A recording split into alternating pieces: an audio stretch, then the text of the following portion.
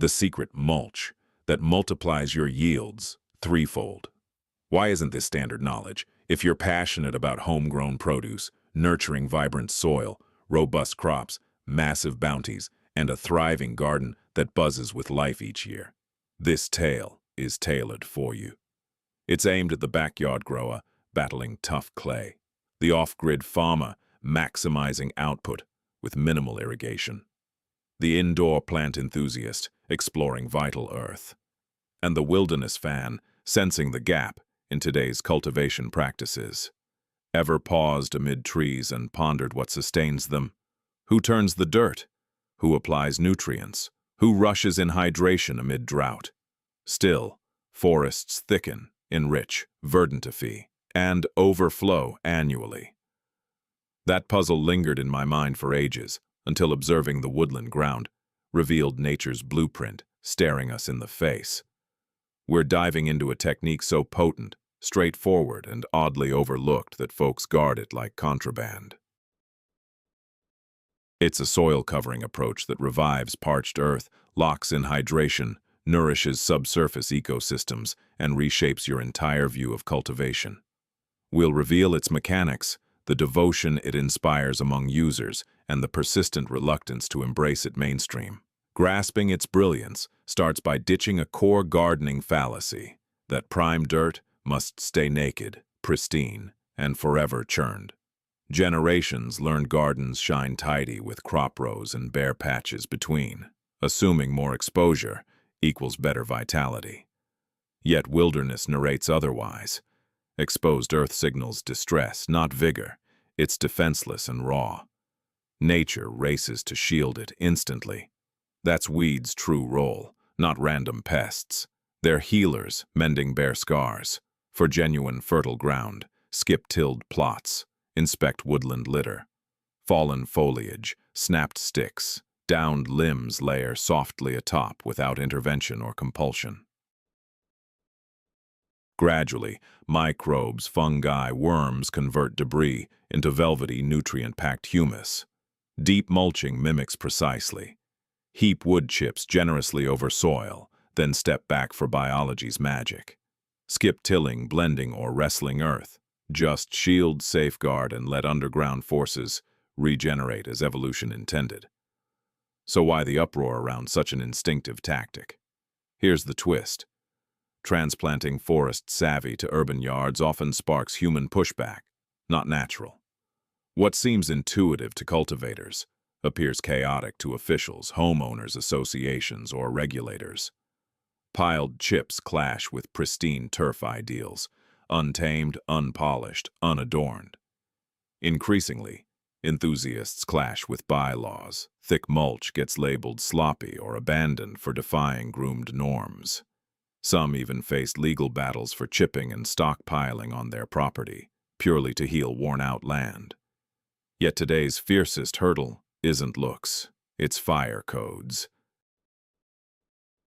In fire-risk zones like California, Zone 0 mandates ban organics near structures, demanding fireproof alternatives. Valid worries demand respect from any prudent grower. Still, it sidelines soil builders from key growing and rehab zones. Thus, the query intensifies. Amid such backlash, why do pros champion chips relentlessly? Simple. True adopters abandon old habits forever. To grasp why deep mulching commands such unwavering devotion, consider two pioneering individuals who revived this approach in contemporary gardening. Ruth Stout, a visionary well ahead of her era, and eventually dubbed the Mulch Queen, grew tired of the relentless routine of plowing, hoeing, and weeding. She reached a daring insight. Most of that toil was pointless. Rather than keep disrupting the earth, she smothered it under layers of spoiled hay, allowing the soil to recover undisturbed. No more tilling, no more battling weeds conventionally. The outcome was nothing short of miraculous. Her plot burst forth with plenty, yielding bumper crops like enormous potato yields. No irrigation needed, no chemical fertilizers either. Next appeared Paul Gauci, who elevated the concept via his famed Back to Eden approach. He started layering arborist wood chips, those ground-up remnants of limbs and foliage from tree services, generously across his garden beds. Paul grasped a key truth that escapes many cultivators. Trees draw minerals from profound depths and lock that nourishment into their wood, bark, and foliage. Chipped up and laid back on the ground, these become far more than mere cover. They link subterranean riches to the garden's surface. On what had been barren, resistant terrain, Paul forged deep, loamy, water-retaining earth. Yet was this merely the triumph of a handful of talented growers? Or did solid science lurk in the background all this time? You might reasonably wonder by now, if the technique proves so effective, wouldn't ag schools and official labs have scrutinized it thoroughly? Astonishingly, they had. The issue isn't a lack of studies. It's that they're scarcely ever mentioned. From 1951 to 1965, the USDA Soil Conservation Service conducted an extensive trial in Marcellus, New York, led by scientist G.R. Free. Far from a hasty home plot or single-season check, this spanned years, pitting 14 soil handling strategies against one another on produce such as tomatoes, sweet corn, beans, and cabbage. One straightforward tactic stood out: applying wood chips atop the soil at 10 tons per acre. Its significance, the 15-year duration, exposed true long-term soil shifts. The findings were undeniable. Unmulched areas saw organic content dwindle steadily, but wood chip sections trended upward. Soil texture enhanced, vitality surged, and yields mirrored the gains. Beans up 23%, cabbage by 34%. Put simply, this wasn't whimsy. It was proven, recorded, replicable.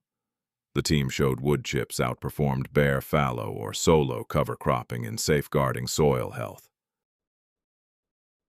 Proof existed, yet the report gathered dust after release, failing to transform farming. The tale grows richer, heading north to Canada, where experts uncovered the potent secrets in fresh-cut limbs. Here's where it gets truly compelling. Not every wood chip performs equally. Many growers assume all chipped timber yields the same, but reality differs sharply. Mature, sturdy trunk material decomposes sluggishly, being aged and robust. By contrast, supple new growth on branches and twigs teems with biological vigor, minerals, and superior soil-restoring power. In Quebec, during the 1980s, Laval University researchers under Professor Gilles Lemieux zeroed in on this, examining ramial chipped wood, or RCW, from twigs under 3 inches diameter. Their discoveries stunned. A tree's juvenile sections pack most of its vital compounds, proteins, amino acids, minerals. These lively offshoots also harbor lignin variants crucial for microbial soil formation. Scatter those newly chipped bits over beds and unique decomposition kicks off. White rot fungi arrive early, excelling at lignin breakdown. Beyond freeing nutrients, they forge enduring humus and foster friable soil clumps that retain water, oxygen, and organisms perfectly. In practice, such shifts can utterly revitalize depleted ground. Thus, the view sharpens. The proper wood chips don't merely shield, they dynamically restore the soil. Yet, as soon as conventional gardeners hear this approach, they often raise the identical concern. Quote, _1___. This brings us to a major anxiety surrounding wood chips in vegetable gardens, one that deters more novices than nearly any other claim. The caution typically comes across as alarming. Wood chips supposedly rob nitrogen, deprive crops of nutrients, yellow the foliage, and destroy yields. Repeated endlessly, this notion leads countless growers to buy into it without probing a key detail. In what scenarios does it truly occur? The reality is the alert isn't entirely baseless, it's simply misinterpreted. Sure, if you incorporate fresh wood chips straight into the dirt, bacteria will consume nitrogen while decomposing the high-carbon stuff. There, The nitrogen pull happens precisely amid your plant's feeding routes, potentially sparking real issues. However, that's not the technique we're discussing. Nature doesn't plow dropped limbs into the forest soil. It lets them lie atop the surface, with chips used as surface mulch. Any brief nitrogen immobilization stays confined to the slim interface where they meet the ground. Thus, the impact remains superficial, site-specific, and distant from the bulk of your plant's deeper feeding routes. Actually, that nutrient-poor top layer can benefit you by hindering weed germination. Properly placed wood chips aren't depleting your plot. They're fueling a sustained nutrient loop. As deeper portions break down over time, they release minerals, enhancing soil richness rather than depleting it. Grasping this reveals why the strategy gains even greater strength with moisture involved, transforming deep mulch from mere soil care into a resilience tactic. Once you grasp wood chips' role in water management, it's clear why countless growers credit it with revolutionizing their results. Exposed earth dries out rapidly. Sunlight striking bare ground triggers swift evaporation, vaporizing vital water into the atmosphere. During heat waves, this daily drain saps the reserves crops rely on. A substantial wood chip blanket alters this dynamic entirely. It serves as a shielding cover, curbing moisture loss and keeping soil hydrated much longer post-rain or watering. The chips absorb rain like sponges, retain it, and dispense it slowly as dryness sets in. Result: reduced plant stress, rarer irrigation needs, and steadier gardens amid tough conditions. Beyond hydration, though, lies the true wonder: thermal control. Summer sun can scorch uncovered soil to root-damaging levels, harming microbes essential for soil health. Beneath chips, temperatures drop markedly, fostering a steadier, safer zone. Come winter, that mulch reverses roles, shielding soil from extreme fluctuations. You're crafting not merely masked beds, but thriving, equilibrated habitats. With cooler, wetter, microbe-rich soil, though, acknowledge that some drawn inhabitants won't be desirable. Many overlook this aspect. Deep mulching packs power but demands patience. It's no quick fix, and savvy gardeners prep for its hurdles. A damp, shaded, cool blanket fosters thriving life. Earthworms and helpful fungi thrive. Regrettably, so might slugs, snails, earwigs, and pillbugs. Initially, in year 1 or 2, natural predators might lag, letting pests overrun. Freshly mulched areas can turn into banquets for leaf munchers targeting fragile sprouts. This signals an evolving ecosystem, not failure. Germination poses another snag. Chips stifle weeds superbly but can smother your own seeds, too. Delicate varieties like lettuce or carrots require soil contact, sans chunky cover. Clear patches for sowing, then replace mulch post-sprouting. Worst error: heaping chips around stems or trunks. Packed against bark, they hold dampness, breed pathogens, and invite decay. Make sure to keep some airspace at the base of each plant. Above all,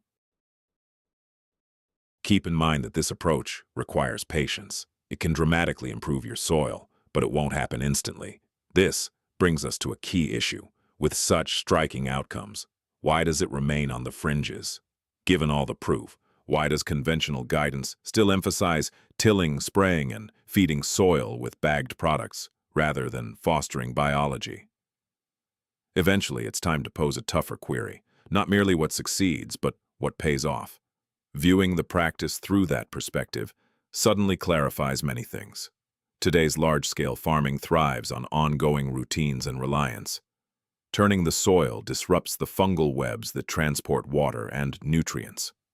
Leaving earth bare causes organic material to degrade quicker from sunlight, wind, and warmth. Without its framework and vitality, the soil struggles to sustain robust plants independently. That's the trigger for buying inputs.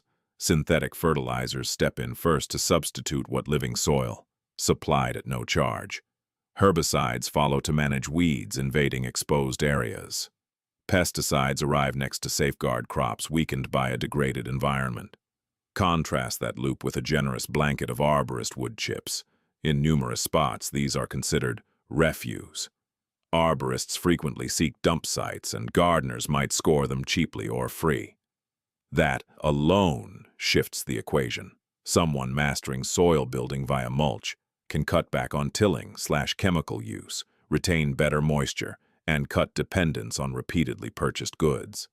That could explain why the technique lingers on the periphery. Wood chips defy patenting. You can't package the woodland floor as a premium product.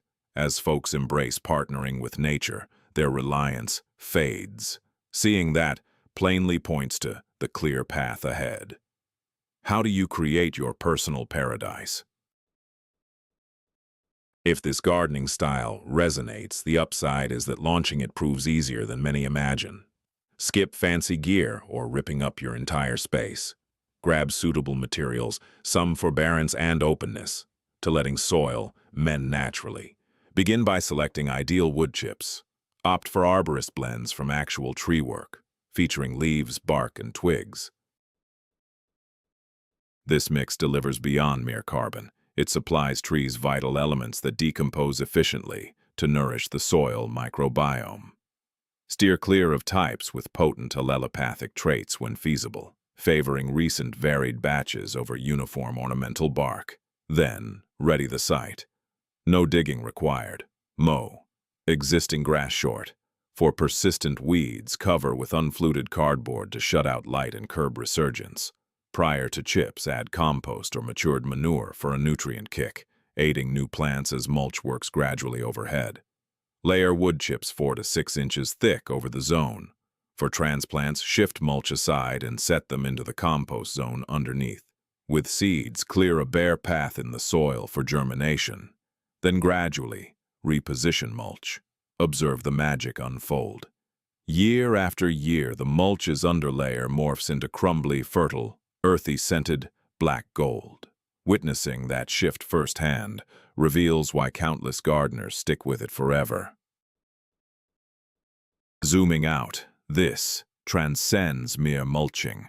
For ages, we've battled soil as a foe to subdue via plows, chemicals, and endless disruption. We shattered its form, bared it, then marveled as yields of nutritious crops dwindled annually. In dominating the earth, we enfeebled it, and ourselves grew more reliant. Yet soil yearns to rebound. Nature doesn't await ideal setups. It heals relentlessly, with woodland litter demonstrating the blueprint eternally. Shield the surface. Nourish subsurface organisms. Welcome variety. Allow biology and time to achieve what machinery can't mimic. Laying down wood chips means joining renewal. You're converting perceived trash into architecture, richness, toughness, and vitality. You're aligning with the earth, not fighting it, and that alters the game entirely. If this tale has shifted your perspective on the soil beneath you, we're unveiling the long-buried, natural insights. Together, let's cultivate tomorrow's gardens. The next key to a flourishing plot is coming right up.